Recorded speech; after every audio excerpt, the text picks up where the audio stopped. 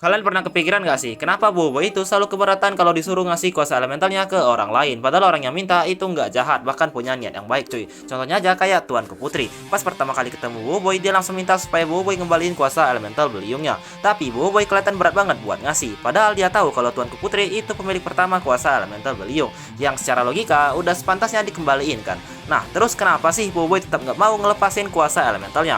Nah, menurut gue secara pribadi, kuasa elemental buat Boboiboy itu lebih dari sekedar kekuatan super. Buat dia, kuasa elemental itu udah jadi bagian dari dirinya sendiri. Jadi kalau dia ngasih satu kuasanya ke orang lain, rasanya kayak ada yang hilang dalam dirinya. Bukan cuma kehilangan kekuatan, tapi juga kehilangan jati diri. Belum lagi, Boboiboy kayaknya masih punya trauma lama gara-gara kejadian waktu kuasanya direbut secara paksa sama Retaka. Kalau kalian ingat, satu persatu kepribadian dari elementalnya diserap gitu aja. Dan Boboiboy cuma bisa ngelihat mereka tersiksa tanpa bisa nolong. Itu bukan cuma kehilangan kekuatan, tapi kehilangan teman juga. Karena setiap elementalnya punya kepribadian sendiri layaknya seorang keluarga. Nah, dan itu bukan pertama kalinya. Kaizo juga pernah maksa buat ngambil kuasa Boboiboy. Ya kalau Kaizo sih udah jelas ditolak mentah-mentah, wong mintanya jauh-jauh kayak preman ngancam bocah SD anjir, gak mungkin dikasih lah. Nah dari situ aja udah kelihatan kalau kuasa elemental itu benar-benar berharga buat Boboiboy, karena tanpa kuasa itu mungkin dia nggak akan terkenal sebagai pahlawan, nggak akan ada sosok Boboiboy si pengendali petir, api, angin, tanah, dan elemen lainnya. Buat Boboiboy, kuasa elemental bukan cuma alat buat bertarung, tapi juga bagian dari siapa dia sebenarnya cuy.